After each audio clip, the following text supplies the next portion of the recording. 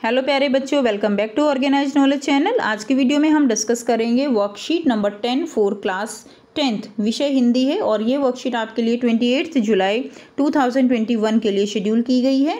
आज की वर्कशीट भी बच्चों आपके लिए आसान सी वर्कशीट है। सो वर्कशीट शुरू करने से पहले बेटा प्लीज़ चैनल को सब्सक्राइब कर लीजिए, बेल आइकन को भी प्रेस कर लो ताकि आपको आने वाली वीडियोज़ की नोटिफिकेशन वो मिल जाए। आपको यहाँ पे गद्यांश दिया गया है। गद्यांश को ध्यानपूर्वक पढ़कर पूछे गए प्रश्नों के उत्तर लिखने हैं। वास्तव में मनुष्य में सद और असद दो प्रकार की क्या है मनोवृत्तियां हैं। क्लियर है। तो यहाँ पे मनुष्य के विवेक, उसके मनोवृत्तियों के बारे में इस गद्यांश के द्वारा बताया गया है कि मनुष्य में सद और असद यानी अच्छी और बुरी दोनों ही प्रकार की क्या है मनोवृत्तियां होती हैं। दूषित प्रवृत्तियों पर नियंत्रण करना और सद्वृत्तियों को बढ़ावा देना ही सुखद मनुष्य जीवन के लिए आवश्यक है। यानी हमारे अंदर की जो बुराइयां हैं उनको हमें अपने आप से दूर करना और अच्छी चीज़ों को अपने अंदर जो है उनका समावेश करना, ये क्या है, ये सुखद मनुष्य जीवन के लिए बहुत ही आवश्यक है। साहित्य इस काम को बहुत प्रभावी ढंग से संपन्न करता है।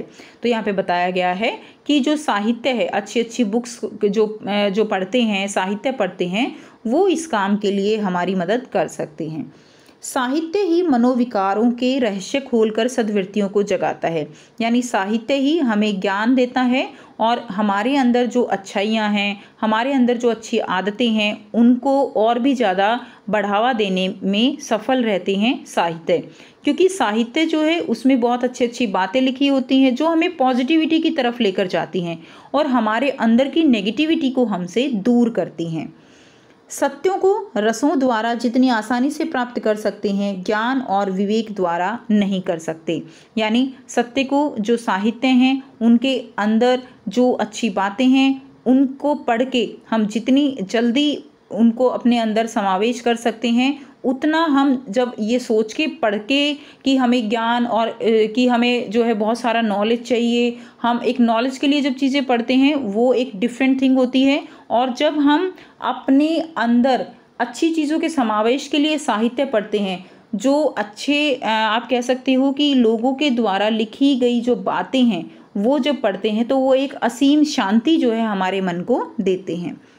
साहित्य मस्तिष्क की वस्तु नहीं, यानी साहित्य ऐसा नहीं है कि हमारा एक सिलेबस है उसको हमें पूरा करना है, टर्म 1 में इतने चैप्टर आएंगे, टर्म 2 में इतने चैप्टर आएंगे, सिलेबस कवर ही करना है, ये साहित्य नहीं है। यानी साहित्य मस्तिष्क की वस्तु नहीं बल्कि हृदय की वस्तु है। इसीलिए यहाँ पर कहा गया है कि ज्ञान और विवेक द्वारा हम जो है सत्य को नहीं पा सकते। ज्ञान और विवेक यानी जो बुद्धि है या जो हमारे पास नॉलेज है, हमें इसके लिए हृदय से सोचना होगा। साहित्य जहाँ ज्ञान और उपदेश सफल होता है वहाँ साहित्य आसानी से सफल हो जाता है। यही कारण है कि धर्माचार्य अपने श्रोताओं को प्रभावित करने के लिए साहित्य की सहायता लेते हैं। यानी जो धर्म गुरु होते हैं, संत होते हैं, वो लोगों को प्रभावित करने के लिए, श्रोताओं को प्रभावित करने के लिए साहित्य की सहायता लेते हैं। क्योंकि साहित्य एक ऐसी आप कह सकते हो, साहित्य एक ऐसी भावना कह सकते हो जो हमारे हृदय को छूती है। साहित्यकार के भावों में इतनी व्यापकता है कि विश्व मात्र की आत्मा से उसका ऐसा तादात्म्य होता है कि प्रत्येक प्राणी अपने को उससे जुड़ा हुआ पाता है।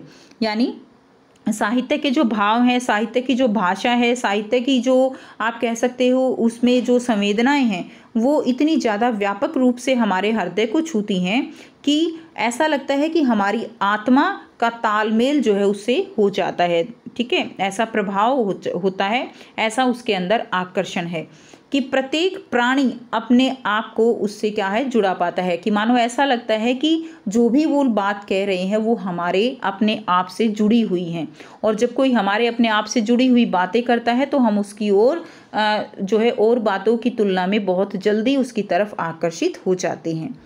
साहित्यकार अपने देश काल से प्रभावित होता है। तो जो साहित्यकार होते हैं, जो साहित्य लिखते हैं, वो जो उस समय उनके देश की सिचुएशन होती है उससे ज़रूर वो प्रभावित होते हैं। आपने भी अगर किसी साहित्यकार के बारे में पढ़ा हो, किसी की जो है रचनाएं पढ़ी हों, तो आप भी देखना कि उस समय की जो भी स्थितियां एक साहित्यकार के चारों तरफ होंगी, वो उसकी जो रचनाएं होंगी उनमें उसका प्रभाव आपको ज़रूर देखने को मिलेगा। युग की भावना उसमें होती है। इसके साथ ही सच्चा साहित्य कभी पुराना नहीं होता, यानी जो साहित्य एक आप कह सकते हो कि एक सिचुएशन को देखते हुए जो ओरिजिनल रचनाएं होती हैं, ठीक है, वो कभी भी पुराना नहीं होता, क्योंकि वो लोगों के हृदय से जुड़ा हुआ होता है। क्योंकि मनुष्य की भावनाएं, हर्ष यानी जो उसकी खुशी है, विस्मय यानी हैरानी, क्रोध यानी गुस्सा, द्वेष यानी गुस्सा क्रोध, ठीक है, आशा भय, ये सब कुछ भावनाएं जो है एक साहित्य के साथ जुड़ी हुई होती हैं। मनुष्य के शाश्वत और चिरंतन भाव हैं ये। यही कारण है कि उच्च कोटि का प्राचीन साहित्य हमें आज भी प्रभावित करता है।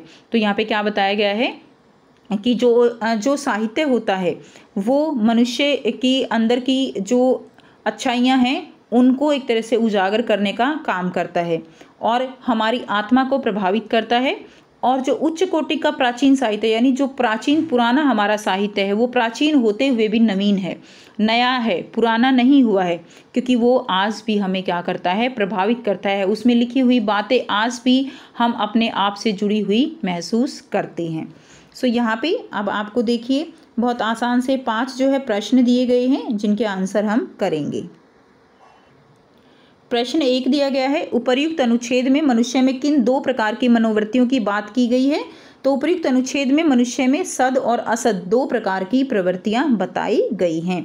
कौन कौन सी बच्चों? सद और असद 2 प्रकार की प्रवृत्तियां बताई गई हैं। प्रश्न 2 है, सुखद मनुष्य जीवन के लिए आवश्यक है।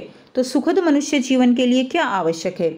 दूषित प्रवृत्तियों पर नियंत्रण करना और सद्वृत्तियों को, यानी जो अपने अंदर की अच्छाइयाँ हैं, ठीक है, अपने अंदर अच्छाइयों का समावेश, उनको बढ़ावा देना सुखद मनुष्य जीवन के लिए आवश्यक है।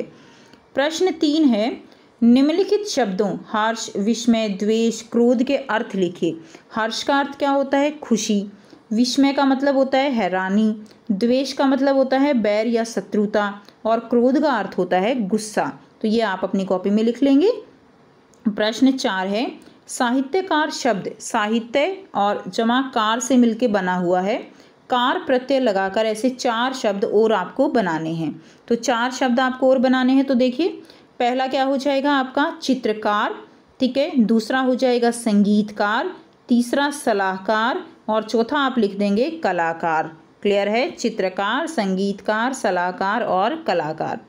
प्रश्न 5 है, साहित्य की किस विधा में आपकी रुचि अधिक है? कहानी या कविता? अपने मन में किसी कहानी या कविता का निर्माण कीजिए। तो आपकी रुचि किस में है? कहानियों में है या कविताओं में है, वो आपको लिखना है। तो यहाँ पर एक एग्जाम्पल दिया गया है।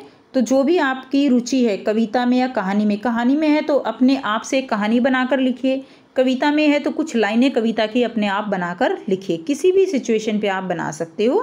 तो यहाँ पे एग्जाम्पल के तौर पे आपको ये कविता दी गई है। यह मेरा प्यारा स्कूल, नहीं सकता या सकती मैं इसको भूल। माँ ने मुझको जन्म दिया और दिया ढेर सारा प्यार। स्कूल ने मेरा ज्ञान बढ़ाकर मेरा जीवन दिया संवार। ठीक है। खूब खेलो और पढ़ो तुम, कहती है हमारी टीचर। बड़े होकर प्रण तुम करना, देश की सेवा करेंगे मिलकर। तो बेटा इस तरह से कोई भी कविता आपको यहाँ पर लिखनी है या कहानी लिखनी है। सो ये थी आपकी आज की हिंदी की वर्कशीट। आई होप बेटा आपको वर्कशीट क्लियर है। फिर भी कोई डाउट है तो आप कमेंट सेक्शन में कमेंट करके पूछ सकते हो। वीडियो अच्छी लगी तो लाइक ज़रूर कीजिए, शेयर कीजिए और चैनल को भी सब्सक्राइब कीजिए। So thanks for watching students. मिलते हैं नेक्स्ट वीडियो में नेक्स्ट वर्कशीट के साथ। Take care, bye bye.